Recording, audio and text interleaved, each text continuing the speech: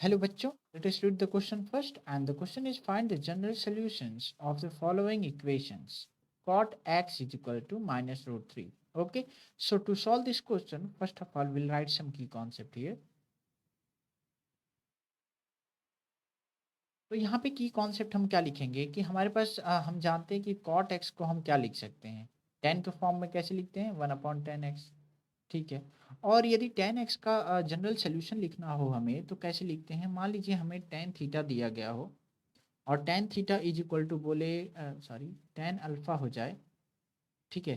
तो यदि tan theta is equal to tan alpha हो जाता है तो उस केस में हम क्या लिखेंगे जनरल सोल्यूशन, तो हम जानते हैं जनरल सोल्यूशन क्या लिखा जा सकता है, एन पाई प्लस अल्फ़ा। ठीक है, तो ये होता है फार्मूला जनरल सोल्यूशन के लिए। ठीक है, तो करते हैं क्वेश्चन को सॉल्व आगे। तो क्वेश्चन क्या दिया हुआ है अपना, cot x is equal to cot x is equal to क्या, माइनस रूट 3 दिया हुआ है। तो क्या हम ऐसे टेन एक्स के फॉर्म में कन्वर्ट कर सकते हैं।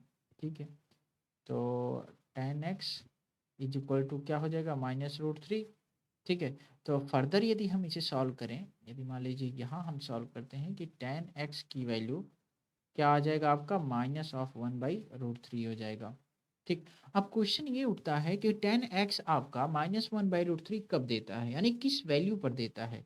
ठीक है, तो हम क्या लिख सकते हैं आपका कि टेन एक्स आपका हो जाएगा टेन पाई बाई 5 पाई/6। ठीक है, तो 5 पाई/6 पे और टेन क्या देता है, -1/√3 देता है। ठीक है, हमें ये जानना होगा 5 पाई/6 पर क्या देता है, ये -1/√3 देता है। तो मैंने इसके जगह पे क्या लिख दिया, टेन 5 पाई/6। ठीक है, हमें ये मिल गया। अब क्वेश्चन ये उठता है कि क्या जनरल सोल्यूशन कैसे लिखते हैं। ठीक है, तो जनरल सोल्यूशन हमने फार्मूले में मेंशन कर रखा है यहाँ। तो यदि इससे कंपेयर करें इस इक्वेशन को, theta is equal to n pi plus alpha से यदि इसको कंपेयर करें तो थीटा की जगह तो हमारा एक्स हो जाएगा, x is equal to theta हो गया, और अल्फा की जगह आपका क्या हो जाएगा, 5 पाई/6 हो जाएगा। ठीक है, तो चलिए अब तो यहाँ पर रख सकते हैं जनरल इक्वेशन में। तो ये आपका आ जाएगा क्या, एक्स इज इक्वल टू, ठीक है, x is equal to what, n pi plus alpha. So the n pi plus alpha. What is the value of alpha that we have calculated here? 5 पाई/6 ये है वैल्यू हमारे पास।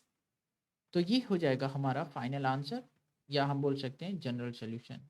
ठीक है, अब question यहाँ पे ये उठता है कि n क्या है यहाँ पर। ठीक है, तो n हम जानते हैं वैल्यू होता है, इंटीजर वैल्यू होते हैं जो जीरो से लेकर के कहाँ से कहाँ तक लाई करता है। ये आपका +-1 हो सकता है, +-2 हो। ठीक है, तो यदि हम इसको यदि फर्दर लिखना चाहें पाई को कॉमन लेकर के, तो लिख सकते हैं हम n is equal n plus 5/6। So this will be our final answer. So hope you understood it well. Best of luck.